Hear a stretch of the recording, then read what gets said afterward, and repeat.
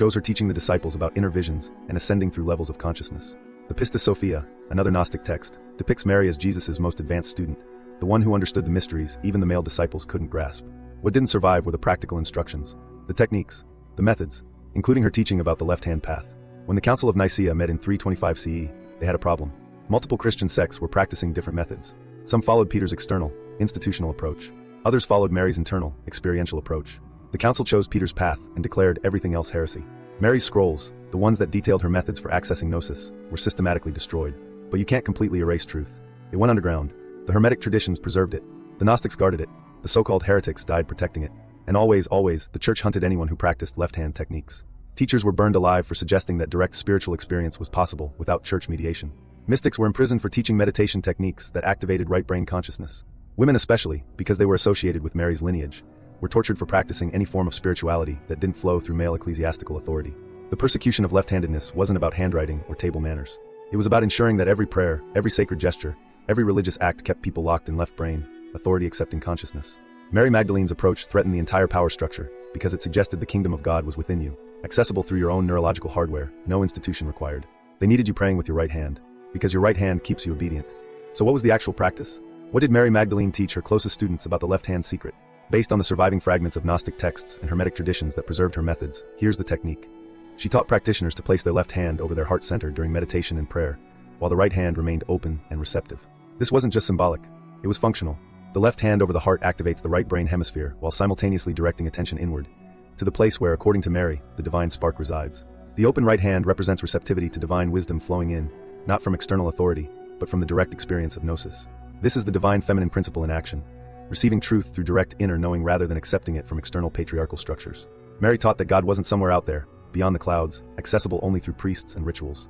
The divine was within you, accessible through intentional practice that activated your whole consciousness. She taught her students to alternate hands during extended meditation.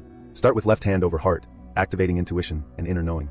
Then switch, right hand over heart, integrating that knowing into logical understanding. Then both hands over heart, unifying the hemispheres, achieving what the Hermetic traditions called the marriage of opposites. This is gnosis. Not faith that something is true, but direct experiential knowing. It's the difference between believing fire is hot and putting your hand in the flame. One is intellectual assent. The other is undeniable direct experience. Mary understood something profound. When you activate both brain hemispheres in spiritual practice, you access states of consciousness that bypass the need for external religious authority. You become your own priest, your own intermediary, your own direct line to divine truth. Modern mystics and contemplatives have independently rediscovered variations of this technique. Neuroscientist Dr. Andrew Newberg, director of research at the Marcus Institute of Integrative Health, has documented how meditation practices that engage both hemispheres produce measurable changes in brain activity associated with transcendent experiences. He didn't know he was validating Mary Magdalene's 2,000-year-old teaching. But here's the crucial part Mary emphasized. This practice makes you sovereign. When you experience the divine directly, you can't be controlled by those who claim to speak for God. You become dangerous to institutions built on your dependence. This is why her teaching was suppressed. Not because it was false, but because it was too true. The church built its power on being the necessary intermediary between humanity and God. Mary's left-hand secret eliminated the intermediary. And for that, her teaching had to be erased. Now you can see the full picture. Why do you think every church, every temple, every organized religious gathering insists on synchronized gestures? Stand when we tell you. Kneel when we tell you. Clasp your hands this way. Bow your head. Use your right hand. Always the right hand. This isn't about reverence. It's about entrainment, the psychological phenomenon where synchronized movement creates group cohesion and submission to collective authority. When an entire congregation performs identical right-hand gestures simultaneously, they're literally synchronizing their left brain, logic and obedience consciousness. You're all activating the same neurological state together, the state most receptive to accepting external authority without question. Mary Magdalene represented the opposite threat, individual sovereignty over spiritual experience. She taught that each person could access divine truth directly, using techniques like the left-hand secret that activated holistic, intuitive, right brain consciousness. A room full of people practicing Mary's teaching would have each person in their own unique relationship with the divine. Impossible to control, impossible to standardize, impossible to monetize. The church's greatest fear wasn't that you'd stop believing in God. Their greatest fear was that you'd stop needing them to access God. Think about the psychological brilliance of right-hand prayer enforcement. Every time you automatically raise your right hand to cross yourself or clasp your right hand over your left in prayer, you're unconsciously activating the part of your brain that accepts what you're told. The gesture itself primes you for obedience. Mary's suppressed teaching suggested something revolutionary. Alternate your hands.